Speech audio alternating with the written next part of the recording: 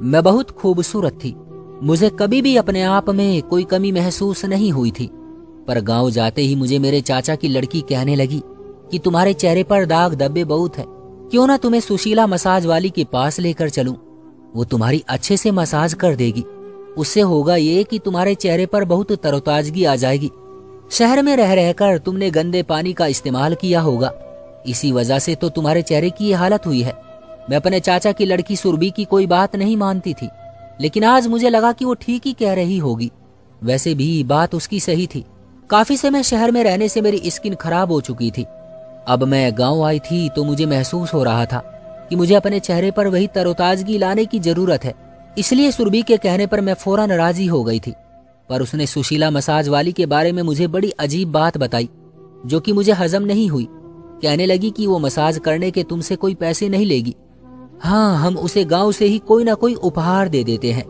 असल में उसे पैसों से ज्यादा गांव के उपहार अच्छे लगते हैं, तो हम पैसों की फिक्री नहीं करते। वो मालिश करने के बाद हमसे देसी घी का एक डब्बा ले लेती है, क्योंकि वो भी उसके काम आता है। मैंने कहा, ये कैसी मसाज वाली है जो कि बदले में पैसे नहीं लेती? बस ऐसी ही है वो, बहुत अच्छी है। तुम चलकर उससे मिलोगी तो तुम्हारा आधा बोझ हल्का हो जाएगा। तुम्हें उससे मिलकर ही अपना आप खूबसूरत लगने लगेगा। उसके हाथों में बड़ा जादू है। सुरभि की बातें सुनकर मैं भी सुशीला के पास जाने के लिए राजी हो गई थी। रास्ते में मुझे सुरभि ने बताया कि सुशीला पूरे जिस्म की भी मसाज करती है। उससे तुम गोरी चिट्टी हो जाओगी। बल्कि गांव की काफी सारी लड़कियां शादी से 1-2 महीना पहले आकर सुशीला से मसाज करवाती हैं। उससे न सिर्फ वो गोरी होती हैं, बल्कि उनकी सेहत भी बेहतरीन हो जाती है। अब तो मैं सुशीला से मिलने के लिए और भी ज्यादा बेताब थी, क्योंकि मेरे साथ काफी मसले थे। 10 मिनट में सुशीला का पार्लर आ गया था। उसके बाहर लिखा हुआ भी था, सुशीला मसाज वाली। ये देखकर मुझे बड़ी हंसी भी आई कि गांव में रहने वाली एक मामूली औरत किस तरह उन औरतों से पैसे बना रही है। खैर, जैसे ही हम कमरे में दाखिल हुए तो मैंने देखा इस कमरे में काफी अंधेरा था। मेरी आदत थी कि मैं हर वक्त ही चौकन्नी सी रहती थी। मैं जैसे ही उसके कमरे में दाखिल हुई तो मुझे लगा जैसे कमरे से किसी की आवाज आ रही हो, जैसे कोई रो रहा हो। मैंने सुरभि से चुप रहने का कहा। वो थोड़ी देर खामोश हुई तो लगातार रोने की आवाजें मेरे कानों में पड़ने लगी। अब मुझे शक हो गया। मैंने कहा, ये कैसा पार्लर है? यहाँ पर तो किसी के रोने की आवाज आ रही है। मेरी बात सुनकर सुरभि कहने लगी, कुछ नहीं, ये तुम्हें वैसे ही वहम हो रहा होगा। मैं अभी सुशीला को आवाज देती हूँ, देखना कैसे हवा के झोंके की तरह वो यहाँ आएगी। तभी उसने सुशीला को आवाज लगाई और वो सामने आ गई। उसने पर्दा हटाया और फौरन से कमरा रोशनी में नहा गया था। पूरे कमरे में रोशनी छा चुकी थी। मैंने देखा सुशीला एक खूबसूरत नौजवान उम्र की औरत थी। यही कोई 30-35 साल उसकी उम्र होगी। चेहरे से ईमानदार और बहुत ही खूबसूरत मालूम होती थी। कहने लगी, ये कौन है? आज से पहले मैंने इसे गांव में नहीं देखा। सुरभि ने उसे मेरा परिचय करवाया और बोली कि ये तुमसे मालिश करवाने आई है। ओह अच्छा, चलो आ जाओ, कुर्सी पर बैठो, मैं जरा अंदर से तेल लेकर आती हूँ। ये कहकर सुशीला अंदर चली गई। 2 मिनट बाद वो बाहर आई तो घबराई हुई थी। मैंने देखा उसका सांस फूला हुआ था और वो बहुत परेशान लग रही थी। क्या हुआ सुशीला, कोई बात है क्या? मैं फौरन उसके हाव भाव भाप गई थी। नहीं तो आओ बैठो, तुम्हारे चेहरे का मसाज करती हूँ। ये कहकर वो मेरे ऊपर झुक गई और अपनी नरम नरम नाजुक उंगलियों से मेरा मसाज करने लगी। उसकी उंगलियों में तो वाकई जादू था, पर मैं ये नहीं समझ पाई थी कि मसाज से वो लड़कियों का रंग कैसे गोरा करती है। मुझे उसने मसाज करते हुए अभी 2 मिनट भी नहीं गुजारे थे कि सुरभि से घूर कर बोली, तू यहाँ क्या कर रही है? यहाँ से बाहर जा, मैं इसका मसाज अकेले में करूंगी। मुझे बात कुछ अजीब भी लगी थी कि आखिर लड़की के होते हुए ये मेरी मालिश क्यों नहीं कर सकती, लेकिन फिर खामोश रही। गांव की सभी लड़कियों को उस पर विश्वास था, भला वो मेरा क्या ही बिगाड़ सकती थी। वो केवल एक मालिश करने वाली ही तो थी। लेकिन मेरा ये ख्याल अगले ही लम्हे गलत साबित हो गया जब सुशीला ने मुझे बताया कि वो फिजियोथेरेपी में मास्टर कर चुकी है। मेरी तो मारे हैरत के आंखें फटी की फटी रह गई। अगर तुम एक डॉक्टर हो तो इस मामूली से गांव में क्या कर रही हो? मैंने कुर्सी से उछलकर उससे पूछा था। तुमने डीपीटी कर रखा है? मेरी तो आंखों तले अंधेरा छा गया था।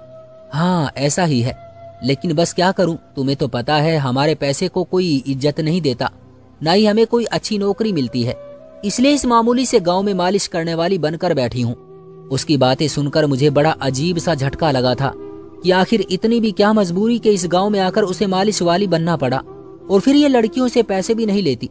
उसकी बातें कुछ अजीब सी थी। आंखों के नीचे गहरे काले घेरे थे और रो रो कर चेहरे का बुरा हाल हुआ पड़ा था। मैं उसे देखकर समझ गई थी कि यह लड़की किसी बहुत बड़ी परेशानी में घिरी हुई है, लेकिन मुझे नहीं बताना चाहती। मैंने उससे कहा कि अगर तुम चाहो हमारे घर आ सकती हो, मैं तुमसे बातचीत करूंगी। वो बोली, मैं तुम्हें जानती भी नहीं कि तुम गांव के किस मोहल्ले में रहती हो। मैं बोली कि मैं अपने घर वालों को तुम्हारे बारे में कुछ नहीं बताऊंगी, बस तुम आ जाना। फिर वो बोली कि उन्हें मत बताना, वैसे मुझे फर्क नहीं पड़ता, लेकिन फिर भी तुम एहतियात करना। गांव में मेरा पूरा कारोबार है और तुम मुझे पढ़ी लिखी लड़की लगी हो, इसलिए ये बात तुम तक ही रहे तो बेहतर है। मालिश करने के बाद मैंने उससे इस मसाज की कीमत पूछी तो कहने लगी, वो मैं तुम्हारे चाचा की बेटी सुरभि से तय कर लूंगी, लेकिन तुम्हें फिर कल आना होगा। कल तुम आओगी, तुम्हारा पूरा मसाज करूंगी, तभी कोई असर होगा। अगर तुम्हें यह लग रहा है कि तुम इस तरह से चेहरे का मसाज करने से खूबसूरत हो जाओगी, तो ऐसा बिल्कुल भी नहीं है। तुम्हें पूरे जिस्म का मसाज करवाना होगा, तब तुम पर ऐसा निखार आएगा कि तुम सारी जिंदगी मुझे याद करके दुआएं दोगी। मैं उसकी बातें सोचती हुई घर आ गई थी। रास्ते में भी सुरभि से यही बातें कर रही थी। सुशीला कौन है और ये क्यों मसाज करने के लिए पैसे नहीं लेती? आखिर इसका राज क्या है जिसकी वजह से लड़कियां इतनी खूबसूरत हो जाती हैं, या वाकई में होती भी हैं या नहीं? सुरभि ने मुझे बताया कि सुशीला की खास बात यह है कि अपनी नाभि में मसाज करने से पहले देसी घी डालती है। इसी वजह से सब लड़कियों से बस पैसों के बदले देसी घी की ही ख्वाहिश करती है और यही उसकी फीस है। और कोई उसे दूध या फिर अनाज इत्यादि दो तो नहीं लेती, बस देसी घी का इस्तेमाल करती है। शायद इसलिए कि उसे खुद भी चाहिए होगा, वरना ये हमसे क्यों मांगती? तुम्हें नहीं पता, ये शहरी लोग ऐसे ही होते हैं। क्या ये शहर से आई है? ये इस गांव में नहीं रहती? मैंने हैरत से पूछा। नहीं भाई, हम तो इसके माँ बाप को भी नहीं जानते। जानते तो तब ना जब वो गांव में रहते। ये लड़की शहर से आई है, पिछले 1 साल से यहाँ काम कर रही है और काम करते हुए इसने बहुत ज्यादा नाम भी कमाया है। अब तो ये लड़कियों का मेकअप भी फ्री में कर देती हैं। शादी वाले दिन सब लड़कियां इसी के पास जाती हैं। अपनी क्रीम ना भी हो तब भी ये खुद के पास से ही लगा देती है। ये बातें मेरे लिए वाकई बड़ी हैरान कर देने वाली थी कि आखिर एक लड़की मुफ्त में मसाज भी करे, मेकअप भी करे, इसकी कोई तो वजह होगी। खैर, मैंने अगले दिन फिर जाना था। सोचा कि बाकी बातें जाकर आज के दिन पूछ लूंगी, लेकिन आज जैसे ही मैं उसके पार्लर में गई तो उसके कमरे में कदम रखते ही हैरत की इंतहा ना रही। उसका हुलिया और था और आज ऐसा लग रहा था जैसे मेरे सामने कोई आदमी खड़ा हो। उसने मर्दों वाला पैंट कोट पहन रखा था, बाल भी छोटे छोटे लग रहे थे। मैं उसे देखते ही डर गई। तुम कोई लड़का हो क्या? मैंने मजाक में पूछा। लड़का तो नहीं हूँ, तुम्हें ऐसा क्यों लग रहा है कि मैं लड़का हूँ? वो मुस्कुराते हुए बोली। उसके अंदाज अजीब से थे। लड़कों वाले कपड़े पहनने की क्या तुक बनती है? मैंने पूछा तो हंसकर बोली, कोई बात नहीं, अगर तुम कहती हो तो मैं ये बदल लेती हूँ। तुम्हारा मसाज, तुम्हारी मर्जी। उसके कहने का अंदाज बिल्कुल बाजारी औरतों जैसा था। सच बताऊं तो मुझे तो ये अंदाज बिल्कुल पसंद नहीं था, ना ही मैं उन बातों की आदी थी, पर सुरभि के कहने पर आ गई थी। मेरा दिल नहीं मान रहा था। सुरभि ने मुझसे कहा कि अब अगर तुमने थोड़ा सा मसाज करा ही लिया है तो बाकी का भी फायदा उठा लो। ये ना हो कि तुम शहर जाकर पछताओ के गांव की देसी मसाज से वंचित रह गई जो तुम्हें मुफ्त में मिल रही थी। कुर्सी पर बैठते ही मेरी नजर दोबारा उस पर पड़ी। वो मुझे देखकर अभी तक मुस्कुरा रही थी। मुझे और मसाज नहीं करवाना, तुम सिर्फ चेहरे की मालिश कर दो तो बहुत बेहतर हो जाएगा। मेरी बात सुनकर जैसे वो करंट खाकर पीछे हट गई। ओहो, मैं तो भूल ही गई, मैंने आज फिर अपनी नाभि में देसी घी नहीं डाला। तुम रुको, मैं देसी घी लगाकर आती हूँ। वो क्या है ना, उससे मुझे थकान नहीं होती तो इसलिए लगाती हूँ। उसने साथ ही वजह बताई और पर्दा ऊपर करके उस दूसरे कमरे में चली गई जो कि इसी कमरे में बना हुआ था, लेकिन पर्दे की वजह से अलग किया गया था। न जाने क्यों मेरे कानों में आवाज सी पड़ने लगी, जैसे वो रो रही हो। मैं चौकन्नी होकर सुनने लगी। मुझे दूसरे कमरे से खुशर खुशर की आवाज आने लगी, जैसे 2 लोग आपस में बातें कर रहे हो। मुझे सुरभि पर शक हुआ कि कहीं ये लड़कियां दोनों मिलकर मुझे बेवकूफ तो नहीं बना रही। मैं फौरन उठकर दरवाजे से बाहर गई तो सुरभि बाहर ही खड़ी थी। क्या हुआ, क्या कोई मसला हो गया है? सुरभि ने मुझसे पूछा तो मैंने नहीं में सर हिला दिया। नहीं, वो मुझे आवाजें आ रही थी।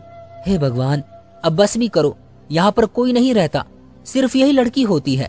थोड़ी अजीबोगरीब हरकतें करती है, मालिश करते करते उठकर चली जाती है। कहती है कि नाभि में देसी घी लगाती हूँ, आधा घंटा भी देर करती है, लेकिन तुम्हें सब्र करना पड़ेगा। इसका मसाज ऐसा है कि तुम्हें गोरा कर देगा और खूबसूरती अलग होगी। मैं सुनकर फिर खामोश हो गई। तभी वो पर्दे में से निकली और बोली, तुमसे सब्र नहीं होता लड़की। मैं नाभि में देसी घी लगा रही थी। चलो आओ बैठो, तुम्हारा मसाज करूं। तुम नाभि में देसी घी क्यों लगाती हो? मैंने चिढ़कर पूछा। हर चीज की कोई वजह होती है। तुम यहाँ मसाज करवाने आई हो, इसकी भी एक वजह है। मैं तुम्हें क्यों बताऊं कि मैं ये क्यों करती हूँ? वो मुस्कुराकर बोली। अब तो मुझे उस औरत पर गुस्सा आ रहा था। आखिर इतनी भी क्या राजदारी के एक कमरे में रहती है और फिर दूसरे कमरे में जाकर खुसर खुसर करती है। कोई तो बात होगी जो ये मुझसे छुपा रही है। मैंने दिल में सोच लिया कि अब मैं रोजाना इसके पास आऊंगी, कुछ वक्त इसके पास गुजारूंगी ताकि मुझे इसकी असल हकीकत का पता चले। बहरहाल औरत बहुत चालाक थी। धीरे धीरे मेरा मसाज करने लगी तो मेरी आंखों पर नींद सी छाने लगी। मुझे ऐसा लगा जैसे मैं ज्यादा देर जाग नहीं पाऊंगी। उसकी उंगलियों में बेपनाह सुकून था। मेरे चेहरे पर उसकी उंगलियां फिसल रही थी। बहुत नरमी थी उसमें और इतनी ही साफ सफाई थी। मेरे सर के दर्द में भी मुझे आराम आ गया, मगर फिर थोड़ी देर के लिए मुझे लगा जैसे मैं नींद की वादियों में खो गई हूँ। जब मेरी आंख खुली तो पता ही नहीं चला 1-2 घंटे गुजर चुके थे। मैंने चौंक कर उसकी तरफ देखा। वो मेरे चेहरे पर झुकी हुई मुस्कुरा रही थी। मुझे उसकी मुस्कुराहट से दहशत होने लगी। मैंने कहा, पीछे हटो, मुझे बहुत देर हो रही है। तुमने क्या मुझे यहाँ पर नींद पूरी करने के लिए बुलाया है? हाँ तो क्या हुआ? मुझे लगा तुम्हारी जिंदगी में सुकून नहीं। देखो, मैंने तुम्हारी मालिश की तो तुम कैसे नींद की आगोश में चली गई। मैं बाहर निकली तो देखा वहां सुरभि नहीं थी। सुरभि पर मुझे बहुत गुस्सा आया कि वो मुझे इस औरत के हवाले करके घर क्यों चली गई। तुमने क्या मेरी चाचा की लड़की को देखा है? मैंने उसी सुशीला से पूछा तो कहने लगी, नहीं, यहाँ पर कोई किसी को नहीं देख सकता। इतना कहकर उसने पर्दे के पीछे खुद को छुपा लिया। मैं मजबूरन वहां से बाहर निकल आई। मुझे उसकी हरकतें अजीब लगी थी। घर आकर मैंने सुरभि को भी खूब सुनाई। मैंने कहा कि तुम्हें शर्म नहीं आई? एक गैर औरत के पास मुझे छोड़कर तुम यहाँ वापस आ गई। अगर जाने की मर्जी नहीं थी तो बता देती। ये सुनकर सुरभि फूट फूट कर रोने लगी। सुरभि को रोता देखकर मुझे हैरत हुई थी। सुरभि ऐसी लड़की नहीं थी कि वो बात बात पर रो दे, लेकिन आज उसका रोना देखकर मुझे लग रहा था कि बात कोई गंभीर है। इतने में चाची जी भी आ गई। उन्होंने सुरभि को रोता देखा तो बोली, क्या बात है? मेरी बेटी तो सालों में कभी आंसू नहीं टपकाती। तुझे आखिर हो क्या गया है? कितने दिन हो गए हैं तू मुरझाई मुरझाई सी रहती है। आखिर वजह क्या है इस रोग की? मैंने इसीलिए तुम्हारे ताऊजी की बेटी को बुलाया है ताकि तुम उसके साथ खुश रहो, पर यहाँ पर भी तुमने रोना धोना मचा दिया है। ये सुनकर सुरभि और रोने लगी। मैं समझ गई कि इसका जरूर कोई खुद का मसला है जिसे वो चाची के सामने बताना नहीं चाहती। मैं उसे वहां से उठाकर ऊपर वाले कमरे में ले गई। मैंने कहा, बताओ क्या बात है, तुम क्यों रो रही हो? बोली कि मैं तुम्हें सुशीला के बारे में एक हकीकत बताना चाहती हूँ जिसे सुनकर तुम भी रो पड़ोगी और शायद मुझसे नफरत करने लगोगी। मैं तुमसे क्यों नफरत करूंगी और क्यों रोऊंगी मैं? भला उसने मेरे चेहरे का मसाज किया है, मैंने उसे पैसे भी नहीं दिए, मैंने कीमत भी नहीं दी, तो फिर तुम्हें किस बात की फिक्र है? कीमत तो तुमने दी है। सुरभि ये कहकर फिर रोने लगी और उसने मुझे एक ऐसी बात बताई कि मेरे तो कानों से धुआं निकलने लगा। मेरा दिल चाहा कि जमीन फटे और मैं उसमें समा जाऊं। सुरभि, तुम इतनी बेवकूफ कैसे हो सकती हो? उस औरत पर मुझे पहले ही शक था। मुझे अपनी नहीं तुम्हारी फिक्र है। तुम जैसा कहोगी मैं वैसा ही करूंगी। बताओ मुझे इस वक्त क्या करना चाहिए? सुरभि और ज्यादा रोने लगी और बोली कि तुम कुछ नहीं कर सकती। मैं बहुत बेबस हूँ और तुम भी हो। मैंने उसे झटक दिया और कहा, बेबस तो तुम होगी, लेकिन मैं हरगिज बेबस नहीं हूँ। मैं आज ही जाकर सारा मामला तय कर दूंगी। मैं घर से निकली तो बहुत गुस्से में थी। मेरा खून खोल रहा था, आंखों से आंसू भी बह रहे थे। मैं न जाने क्यों आज पहली बार आकर रोई थी। मुझे समझ नहीं आ रहा था कि मैं क्या करूं। मैंने सुरभि को तसल्ली तो दे दी थी, पर मेरा दिल जोर जोर से धड़क रहा था। राम जाने कि मैं इस मामले को हल भी कर पाऊंगी या नहीं। मैंने जितनी बातें और जितने दावे सुरभि से कर लिए हैं वो पूरे होंगे या नहीं।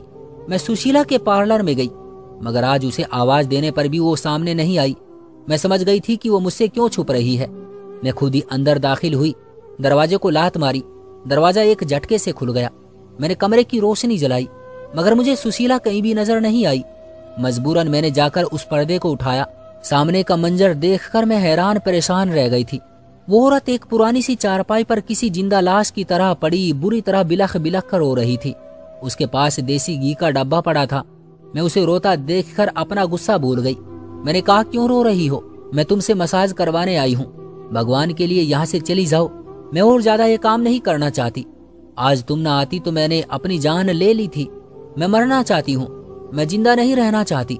उठकर बड़े जज्बाती अंदाज में चीखते हुए आगे बढ़ी। मुझे लगा कि वो ड्रामा कर रही है, लेकिन जब उसने पास पड़ी चाकू को उठाया तो मुझे वाकई में डर लगा कि शायद ये अपने आप को नुकसान पहुंचा दे। बड़ी मुश्किल से मैंने उससे चाकू छीना और उसे चारपाई पर बैठने को कहा। अभी हम बातें कर ही रहे थे कि कमरे का दरवाजा खुला। सामने एक आदमी खड़ा था। मसाज करने की जगह वो है। तुम कौन हो लड़की, और यहाँ क्यों बैठी हो? और सुशीला, तुम क्यों रो रही हो? तुम्हें कौन सा गम है? वो लड़का एक एक शब्द चबाते हुए बोला था।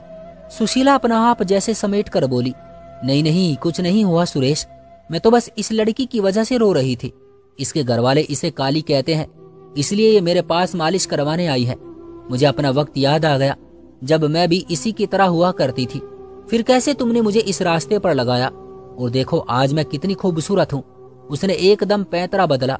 मैं हैरान भी हो गई और समझ गई थी कि सुशीला इस आदमी से बहुत ज्यादा घबरा रही है। मैंने उसे कहा कि आज मैं यहाँ मालिश नहीं करवाऊंगी, तुम मेरे घर चलो, मुझे यहाँ अच्छा नहीं लगता। मैं अमीर घर की लड़की हूँ, मैं कभी ऐसे अंधेरे कमरे में कभी नहीं सोई, और फिर मालिश करवाना भी बहुत जरूरी काम है। तुम मेरे घर चलो। इस औरत ने उस लड़के को आंखों में इशारा किया। यूं सुशीला मेरे घर आ गई। घर आते ही वो मेरे गले लग गई, मेरे पांव पकड़कर मुझसे माफी मांगने लगी। भगवान के लिए मुझे माफ कर दो, मैं तुम सब की गुनाहगार हूँ। मुझे नहीं पता था कि इस सब का अंजाम इतना बुरा होगा। वो औरत बुरी तरह चिल्लाने लगी। फिर उसने जो मुझे कहानी सुनाई, उसने तो वाकई मुझे परेशानी में डाल दिया और रोने पर मजबूर कर दिया। जैसा कि सुशीला ने मुझे बताया था कि ये जिस लड़के को तुमने देखा है उसका नाम सुरेश है। हम शहर में एक साथ यूनिवर्सिटी में पढ़ते थे। सुरेश मेरी क्लास का सबसे खूबसूरत लड़का था। जब मैंने उसे देखा तो मैं बहुत ज्यादा प्रभावित हो गई थी। मैं सुरेश से दोस्ती करना चाहती थी। सुरेश के पीछे पहले ही बहुत लड़कियां थी। जब सुरेश मुझे मिला तो उसने मुझसे कहा कि वो मुझसे दोस्ती सिर्फ इस शर्त पर करेगा कि मैं उससे मिलने के लिए बाहर आया करूं। मुझे कोई ऐतराज नहीं था, क्योंकि उसने मिलने के लिए मुझे आम जगह पर बुलाया था, अकेले कमरे में नहीं। यूं मैं सुरेश से मिलने के लिए जाने लगी। रफ्ता रफ्ता हमारी मुलाकातें बढ़ी और फिर कमजोर लम्हों में की गई गलतियां सुरेश ने अपने पास कैमरे की आंख में सुरक्षित कर ली। अब क्या था, मैं तो सुरेश के हाथों कठपुतली बन गई। यूनिवर्सिटी में जब कोई लड़की मेरे हाथ न आई तो सुरेश ने मुझे मजबूर किया कि मैं डॉक्टर बनकर किसी गांव में जाऊं, वहां पर औरतों की बीमारी के बहाने वीडियोस बनाऊं और लाकर उसे दे दूं। मैं समझी थी कि ये सिर्फ अपनी हवस पूरी करने के लिए ये सब करता है। कुछ समय डॉक्टर बनकर मैंने काम किया, लेकिन फिर वहां पर छापा पड़ गया। मैं डॉक्टर नहीं थी, मुझे बदनामी का सामना करना पड़ा, तो मैं वहां से चली आई। मैं फिर से शहर आई तो सुरेश ने दोबारा मजबूर किया कि मैं गांव जाकर मालिश वाली बनकर लोगों की सेवा करूं और फिर लड़कियों की वीडियोस बनाकर उसे दूं, वरना वो मेरी वीडियोज सबको दिखा देगा। मैं मजबूरन अपने माता पिता से यही कहती रही कि मेरी ट्रांसफर हो गई है, मैं फला जगह पर नौकरी कर रही हूँ। हालांकि मैं जानती थी कि ये सब झूठ है और इसकी कोई हकीकत नहीं, पर मैं उसके आगे मजबूर थी। यूं मैं ये काम करती चली गई, इस दलदल में धंसती चली गई। अक्सर सुरेश मेरे कमरे में भी आता था। वो वहीं पर रहता, 2-3 दिन अपना वक्त मेरे साथ गुजारता और फिर चला जाता।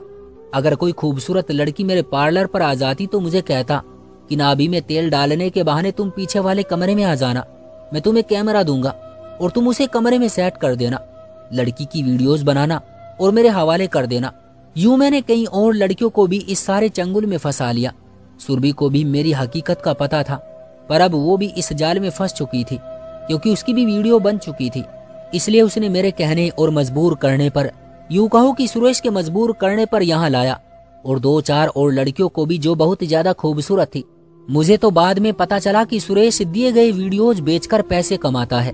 मैं हरगिज नहीं जानती थी कि उसके पीछे इतनी बड़ी कहानी होगी। मैंने तो समझा कि वो अपनी हवस के लिए मुझसे ये काम करवाता है, तो मुझे इतना बुरा नहीं लगता था कि चलो एक ही आदमी देखेगा, यूं मेरी इज्जत भी बची रहेगी। पर वो तो इज्जत का व्यापारी निकला। उसने तो वो खेल शुरू किया है, वो बहुत गंदा है, मुझे माफ कर दो। वो मेरे आगे हाथ जोड़ने लगी। मैंने कहा तुम्हारा कसूर तो है, पर इतना नहीं जितना कि सुरेश का है। सजा सुरेश को मिलनी चाहिए। वो लड़की एक आम सी घराने की थी, पर मैं एक एमएलए की बेटी थी। मैंने उसका भरपूर साथ दिया और पुलिस के हाथों सुरेश को गिरफ्तार करवाकर उसे जेल की सलाखों में बंद करवा दिया। और रही बात मेरी, तो हम जैसे ताकतवर खानदानों के लिए ऐसी वीडियोस गायब करवाना या बनवाना कोई बड़ी बात नहीं होती। लेकिन सबसे ज्यादा अफसोस मुझे गांव की उन मासूम लड़कियों का है जिनकी वीडियोस न जाने कहां कहां घूम रही है। तो दोस्तों, ये थी हमारी आज की कहानी। उम्मीद करते हैं कि आपको पसंद आई होगी। आपका क्या कहना है इस कहानी के बारे में, कमेंट करके हमें जरूर बताएं। वीडियो को लाइक कर दीजिए और चैनल को सब्सक्राइब करके घंटी को दबाकर ऑल पर सेट कर लें ताकि आने वाली वीडियो आपको तुरंत मिले। मुझे दीजिए अगली वीडियो तक इजाजत, तब तक के लिए धन्यवाद।